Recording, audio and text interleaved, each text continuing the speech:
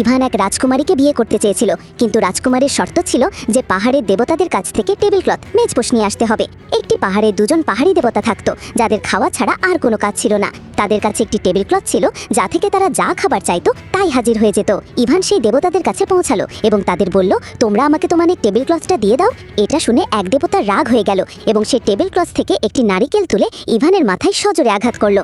এতে ইভান অজ্ঞান হয়ে গেল। ঠিক তখনই সেখানে অ্যালি এলো এবং দেবতাদের জিজ্ঞাসা করলো, আমাকে কেমন দেখাচ্ছে? তখন দেবতারা বলল, খুব ভালো। এরপর অ্যালি বলল, এবার তোমরা নিজেদের দেখো। তো দুজন দেবতাই নিজেদের আয়নায় দেখলো এবং তারা হতবাক হয়ে গেল যে তাদের শরীর এত মোটা হয়ে গেছে। তখনই তারা নিজেদের মধ্যে কথা বলতে লাগলো যে এবার আমাদের নিজেদের শরীর কম করতে হবে যাতে আমরাও ভালো দেখতে লাগি। এরপর অ্যালি বলল, আপনারা এই টেবিল ক্লথের কারণেই মোটা হয়েছেন, এটা ইভানকে দিয়ে দিন, তাহলে আপনারা খাবার কম খাবেন এবং আপনাদের শরীর হালকা হয়ে যাবে। তখন তারা বলল, ঠিক আছে, আমরা এটা ইভানকে দিয়ে দেব। অ্যালি সেই টেবিল ক্লথটি গুছিয়ে ইভানকেও নিজের সাথে নিয়ে গেল। কিছুক্ষণ পর দুজন দেবতাই তাদের পিছু ধাওয়া করতে করতে দৌড়ালো, কিন্তু তারা মোটা হবার কারণে পাথরগুলোতে আটকে গেল। ইভানের সাথে কি রাজকুমারীর বিয়ে হতে পারবে? দেখার জন্য লাইক এবং কমেন্ট করুন।